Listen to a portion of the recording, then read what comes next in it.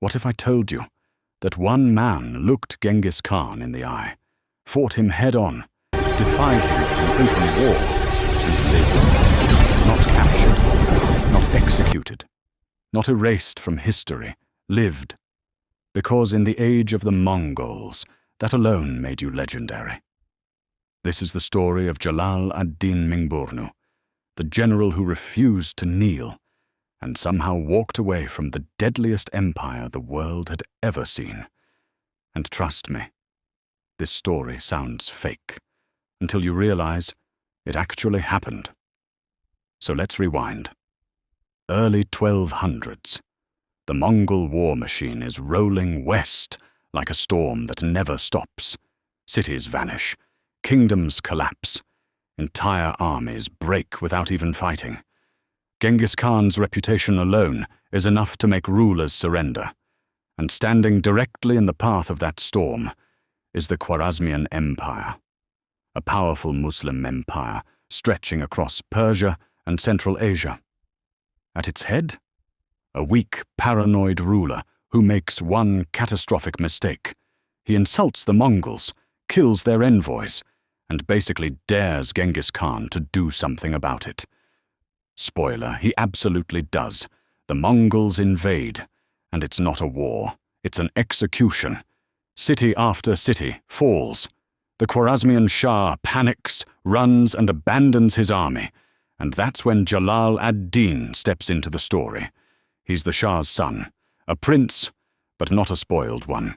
He's a battlefield commander, smart, aggressive, and respected by his soldiers.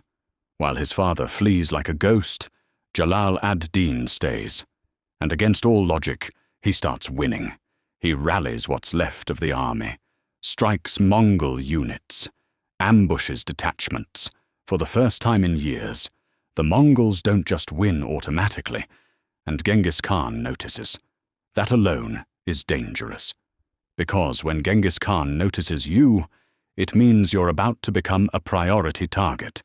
Eventually, everything builds toward one moment, one battle, the Battle of the Indus River. Jalal ad-Din is trapped. Behind him, a raging river. In front of him, Genghis Khan himself, and the full weight of the Mongol army. No escape routes, no reinforcements, no miracles coming. And Jalal ad-Din does something insane. He attacks. The battle is brutal. And for a while, Jalal ad-Din holds. He charges Mongol lines, breaks formations, pushes them back. Genghis Khan, watching from a distance, is stunned. According to chroniclers, he turns to his generals and says something unforgettable. A father should be proud to have such a son. That's not an insult. That's respect. And that respect is about to save Jalal ad-Din's life. Because eventually, the Mongols do what they always do. They overwhelm him. The Khwarazmian army collapses. Most commanders would surrender. Some would beg. Jalal ad-Din.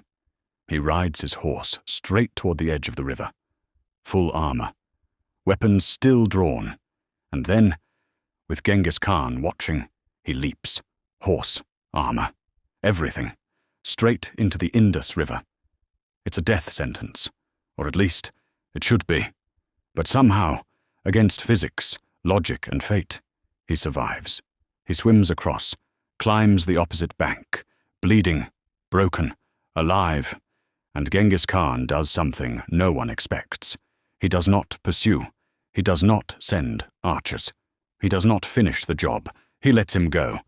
Because in the Mongol worldview, courage like that deserved survival. Now pause for a second. This is the man who annihilated cities, who erased populations, who made kings kneel, and yet he spares a man who openly defied him, not out of mercy, out of respect.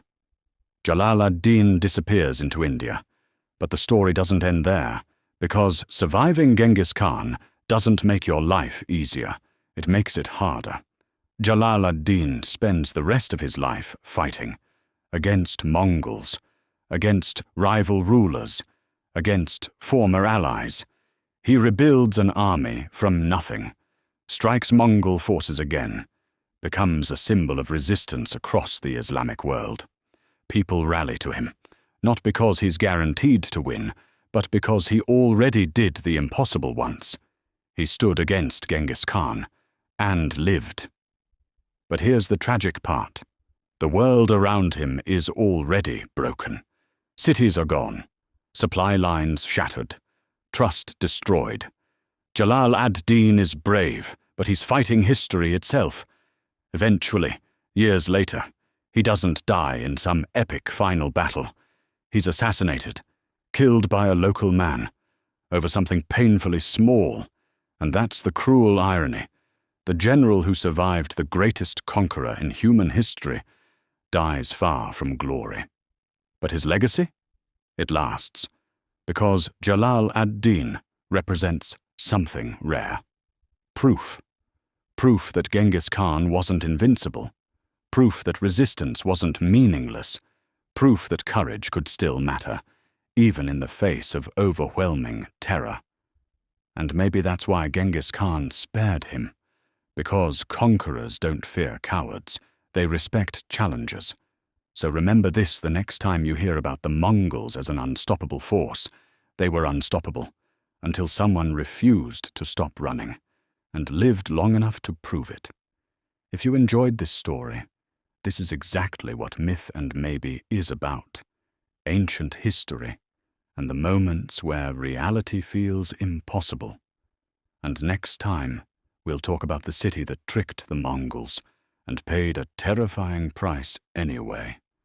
I'll see you there.